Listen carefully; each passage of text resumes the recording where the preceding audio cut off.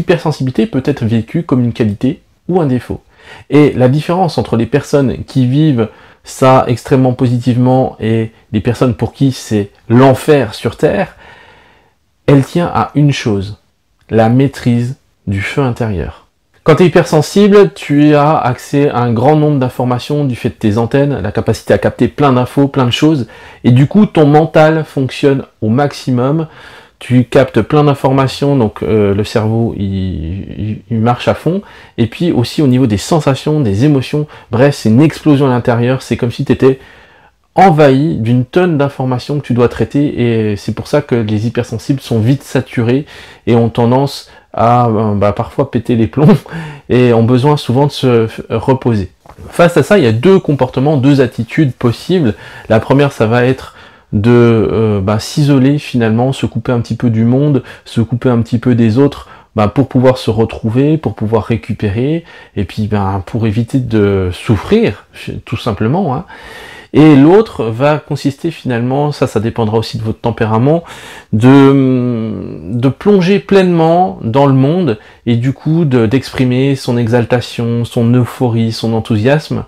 Et ça peut être mal vu aussi, ça peut être mal considéré parce que dans le monde, dans la norme, dans la société, il est mal vu d'exprimer pleinement ses émotions, de vivre pleinement ses sensations, et du coup on peut être un petit peu mis à l'écart. La meilleure image qui me vient pour exprimer ce que c'est que la sensibilité et surtout l'hypersensibilité, c'est ce que j'appelle le feu intérieur. Le feu intérieur, c'est comme si vous aviez un feu à l'intérieur qui brûle, et donc c'est de l'énergie pure, c'est une puissance de vie que vous avez en vous, et cette puissance de vie, elle demande qu'à une chose, elle demande qu'à exploser, elle demande qu'à sortir, à s'exprimer.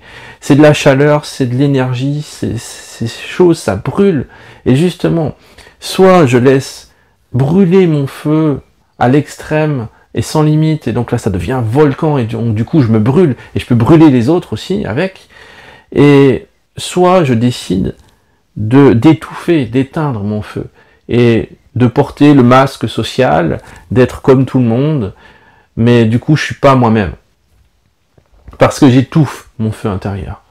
Et c'est toujours ces deux polarités, c'est soit effectivement j'étouffe le truc, et je porte un masque social, je fais comme tout le monde, je porte une étiquette, le masque de la personne timide, la personne réservée, la personne qui s'adapte bien à tout le monde, mais je suis pas vraiment moi-même, et j'exprime pas cette puissance de vie, cette créativité qui est en moi, ou à l'inverse, je laisse jaillir ce volcan en moi au risque de me détruire parce que je ne maîtrise pas ce feu intérieur.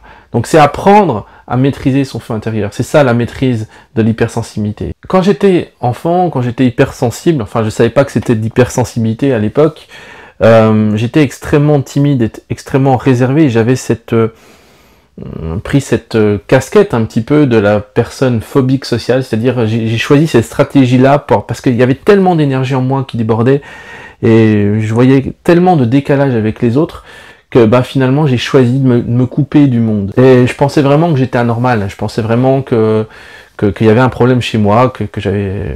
voilà, parce que je comprenais pas pourquoi les autres avaient tant de facilité, étaient tellement à l'aise dans des situations du quotidien, et ce qui était facile pour les autres était extrêmement difficile pour moi. Et donc j'ai développé cette phobie sociale, cette peur des autres, et donc j'étais dans mon petit trou, dans mon petit environnement, et ça m'allait bien quelque part, parce que il y a un côté rassurant, il y a un côté où on a l'impression d'être en sécurité, où on a l'impression finalement de s'adapter, parce que du coup on fait pas de vagues, mais on n'est pas nous-mêmes en fait, et quelque part ça sonne faux, et j'étais très malheureux à cette époque-là. Et j'avais développé cette puissance de ce super pouvoir. Aujourd'hui je parle des super pouvoirs, mais j'avais déjà à l'époque développé un super pouvoir, c'était le super pouvoir de l'invisibilité. J'étais passé maître dans l'art d'être transparent, d'être invisible aux yeux des autres. Il y avait le confort de se dire ok, je suis pas en danger, donc je fais pas de vagues, on va pas m'attaquer, je vais pas être mis en danger au final, parce que je suis là sans être là. Je suis resté longtemps dans l'illusion de sécurité et de confort en fait. Jusqu'au moment où j'en ai eu marre, où où je me suis dit non, c'est pas possible de continuer comme ça, il faut vraiment que tu fasses quelque chose, il faut vraiment que tu sors de ce truc-là, de cette prison mentale que tu t'es construit. Et c'est à ce moment-là où j'ai commencé à raviver la flamme, à raviver un petit peu, à souffler un petit peu sur les braises de mon feu intérieur, et à commencer à comprendre que j'avais de la valeur, à commencer à comprendre que c'était pas moi qui étais anormal en fait, j'étais juste différent, et que j'assumais pas cette différence, par confort, par sécurité, en fait. Les choses ont commencé à s'améliorer à partir du moment où j'ai pris conscience que j'avais vraiment de la valeur, que j'avais la possibilité de m'aimer, que j'avais des choses à apporter aussi aux autres et au monde, et que je pouvais être pleinement moi-même sans forcément me faire du mal. Ouais, il y avait toujours au fond de moi ce truc-là, ce truc qui hurlait en sourdine, cette puissance de vie qui ne demandait qu'à sortir et qu'à s'exprimer. Et moi j'ai tout fait le feu, j'ai tout fait les flammes, parce que j'avais peur de me brûler, j'avais peur de cette pulsion, cette énergie de vie qui brûlait en moi en fait. Et puis parfois, je laissais brûler ce feu, je laissais exploser ce feu intérieur, mais c'était maladroit parce qu'effectivement les gens n'ont pas l'habitude de ça, surtout quand on te connaît, que t'es timide, que tu parles pas, puis tout d'un coup tu laisses s'exprimer ta véritable identité. Je dis oh qu'est-ce qui t'arrive Jean-Philippe, t'es malade, tu vas pas bien? Mais non, mais je suis moi. Non mais t'es sûr, tu veux pas un truc, tu veux pas te calmer? Parce que voilà, j'étais sans filtre, j'étais moi, mais j'avais pas les codes.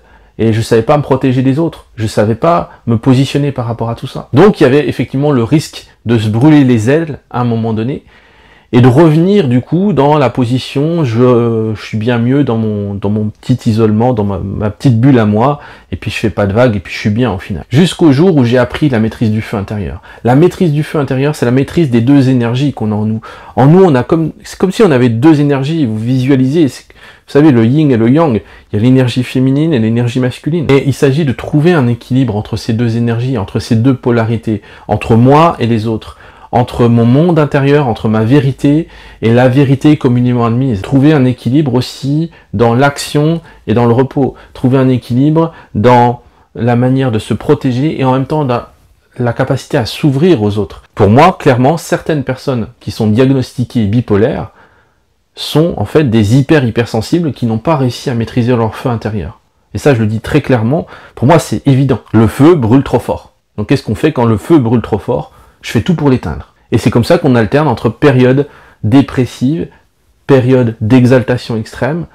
Voilà, le feu brûle trop fort. Parce que le danger, c'est ça en fait, c'est d'alterner entre ces deux extrêmes. D'un côté, être trop dans le détachement, trop dans le repli, et d'un autre côté, la pulsion de vie qui dit ok, j'ai envie d'y aller, j'ai envie de vivre, j'ai envie de faire des choses. Donc voilà, c'est énergie yin, énergie yang. Et on a ça, on a ces deux polarités en nous, et il s'agit de trouver cet équilibre. Il faut se positionner à l'équilibre, c'est là qu'on trouve l'harmonie, c'est là qu'on trouve sa véritable identité, et c'est là qu'on trouve la sérénité, une certaine paix, et en même temps une puissance. Et j'étais têtu, j'étais extrêmement têtu, et mon côté orgueilleux faisait que je voulais demander de l'aide à personne, je voulais m'en sortir par moi-même. Et pour le coup, ça m'a pris des années, et j'ai expérimenté vraiment les deux polarités, quoi. Ça m'a pris du temps pour découvrir l'équilibre subtil que chaque hypersensible doit apprendre à trouver et à maîtriser. Parce que si je suis que dans l'amour, si je suis que dans l'acceptation, si je suis que dans l'accueil, et il n'y a rien qui se passe en fait. Il faut qu'il y ait de l'action. Si à l'inverse, si je suis que dans l'action, je suis que dans cette énergie yang, cette énergie de conquête, cette énergie de puissance, mais que je suis pas dans l'accueil, il y a un déséquilibre. Et ça, c'est l'histoire de l'humanité en fait. Trouver l'équilibre, chacun doit trouver son équilibre en soi, le masculin et le féminin. Et à partir du moment où vous trouvez ça, vous êtes en paix, vous êtes en équilibre, et non seulement vous êtes en paix, en équilibre, mais en plus vous avez de la puissance. Donc vous avez la liberté, vous avez l'ouverture. C'est ce mélange d'amour et de puissance. Si toi aussi tu sens qu'il y a ces deux énergies en toi, si tu sens qu'au fond de toi ça brûle, qu'il y a quelque chose qui demande à sortir, que tu aspires à plus de liberté, plus d'indépendance, plus de... ouais, d'être toi, plus de vérité, quoi, plus de vie, que tu refuses de te limiter, et que surtout tu veux te libérer de tes chaînes de la peur et du conditionnement, alors rejoins ma lettre privée. C'est le premier lien en description, le groupe Les Hypersensibles Déchaînés. Pourquoi j'ai appelé ça les Hypersensibles Déchaînés? Parce que justement, c'est des hypersensibles qui ont fait le choix de se libérer, de se déchaîner de leur peur, et surtout de se déchaîner, de laisser brûler leur feu intérieur, mais surtout d'apprendre à le maîtriser. Pourquoi? Pour pas brûler les autres et pas se brûler soi-même. Donc on a un potentiel de vie en nous, on a une énergie qui est gigantesque, nous les hypersensibles. Toute personne a un potentiel de vie, mais nous les hypersensibles, on a ça dans les tripes. Et du coup, ce qu'on a à faire, c'est laisser brûler ce feu, mais il faut apprendre à le maîtriser. Et c'est ce que je te propose. Tu recevras plein de conseils, plein de trucs et astuces pour pouvoir vivre sereinement ton hypersensibilité sans te brûler et sans brûler les autres. À bientôt, prends soin de toi et n'oublie pas, tu as du pouvoir, vraiment toi, dans tes tripes, tu as du pouvoir. Il faut l'utiliser et surtout, il faut apprendre à le maîtriser. Ciao.